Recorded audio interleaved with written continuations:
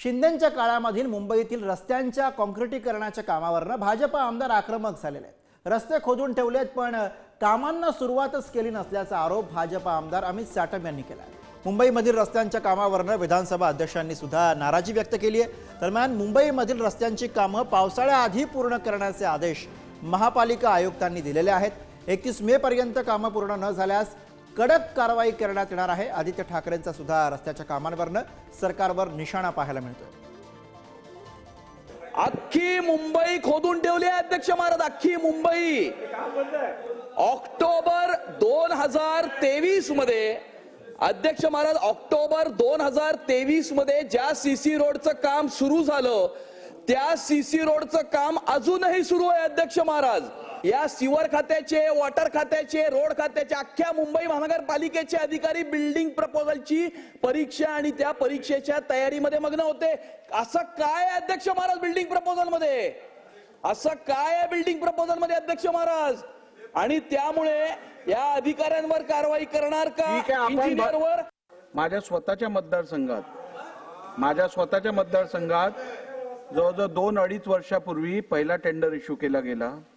कॉन्ट्रॅक्टरनी काही एक काम केलं नाही। 6 महिन्यापूर्वी रिटेंडर झालं, अजूनही काम सुरू झालं नाही। आणि ज्या कॉन्ट्रॅक्टरला आपण ब्लॅकलिस्ट करून काढलेलं त्याच्यावरती कोणतीही कारवाई केली गेली नाहीये। शोकॉज दिलेली आहे, दंड आकारलेला आहे। दंड वसूल करण्यासाठी शासनाने, महानगरपालिकेने कोणतीही कारवाई केली नाहीये।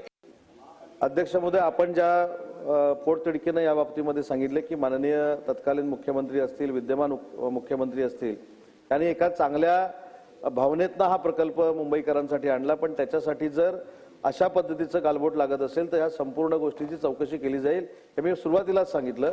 आणि दुसरी महत्त्वाची गोष्ट माझी आपल्याला देखील एक विनंती आहे की आपण आपल्या अध्यक्षतेखाली या संपूर्ण विषयाची एक बैठक आपल्या दालनामध्ये जर आयोजित केली तर याच्यामध्ये अनेक गोष्टी अजून आपल्याला निर्देशित करता येतील।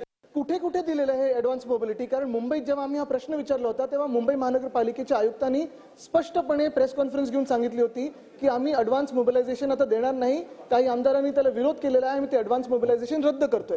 मग ह्या दोन भूमिका कशा आहेत? कुठे दिलेला आहे? आणि मागच्याच आठवड्यात जे उत्तर आलं मुंबई महानगरपालिकेचं की फक्त 26% काम झालेलं आहे। मग 26%च काम झाले असतील तर कुठचे रस्ते पूर्ण झालेत आणि कुठे आणि कशासाठी ॲडव्हान्स मोबिलिटी दिलंय?